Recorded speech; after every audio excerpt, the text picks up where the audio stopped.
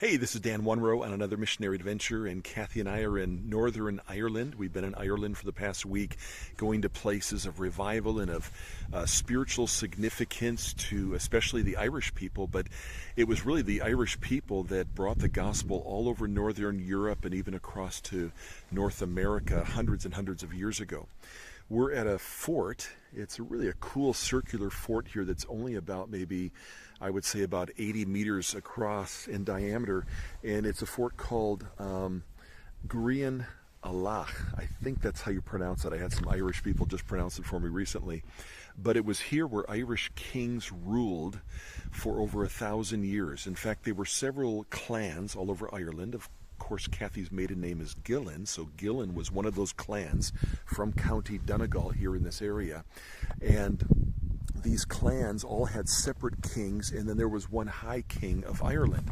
And that high king of Ireland ruled right here. There was originally a castle here that was destroyed, and then this fort was built with the remains of the castle. And so the High King of Ireland ruled from this place. So that's why this place is super significant for Ireland. Well, back in those days, we're talking 1,700 years ago, Ireland, Northern Europe was very pagan. There was all kinds of evil that was going on and immorality. There was a lot of fighting going on between the Vikings and the Irish and the Danish and the Norwegian, the English, a lot of fighting going on. Something happens. The gospel comes to England in the 300s AD. There was a young man by the name of, I think it's Sukkot. He was taken as a hostage or as a slave in the year 386 AD. And he was taken with other women and children from the England coast, taken here to Ireland to be a slave.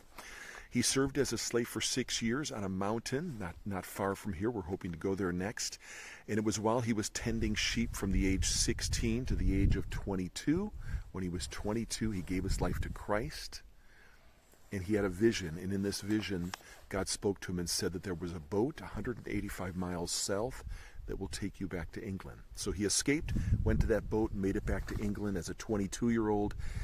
Lived for the Lord, became a pastor, and eventually a leader in the church. He became a bishop. 40 years later, when he's 62 years old, he gets another vision, and the Lord speaks to him in the vision.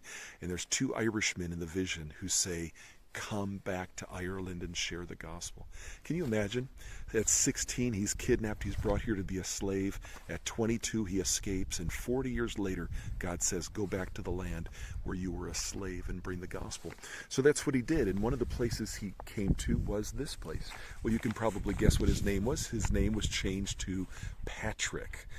He took the name of Patrick after he became a pastor and a bishop in the church in England. Well, he preached the gospel here, beginning at the age of 62. Normal retirement age for a lot of people nowadays, right? He came back to this area of Ireland, brought the gospel all over Ireland. There are many places dedicated to him around here, many places where he baptized people. But probably of greatest significance is he came here to the High King of Ireland and shared the gospel.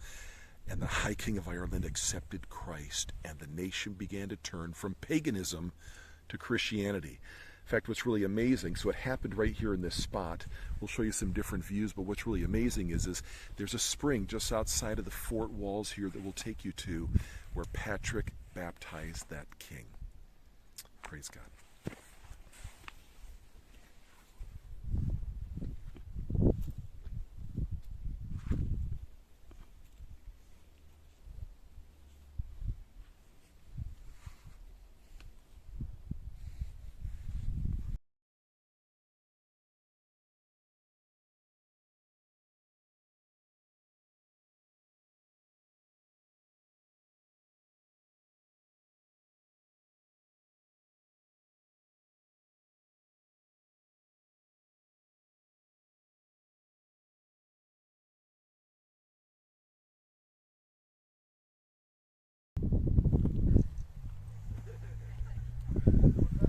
So here's the spring where St. Patrick baptized the High King of Ireland and his family. And pretty exciting. I mean, history was made. A nation shifted here at this very spot 1,600 years ago. Amazing. So what's the challenge here? I think the challenge, one of many challenges, is at the age of 62, which a lot of people would recall that retirement age nowadays, certainly was considered old age in the 4th century. But a man by the name of Patrick responded to a vision of God to go to a land where he had been in slavery 40 years earlier to preach the gospel, and he lived another 30 years preaching the gospel all around Ireland. So what is it that God's calling you to do? Don't let age, old age, or youth stop you from fulfilling the call of God on your life. We hope that encourages you from Ireland, Northern Ireland, County Donegal. And until next time, we want to remind you that it's worth it serving Jesus. Remember to click the subscribe button down below, leave a comment, and feel free to share this as well. God bless. Bye-bye.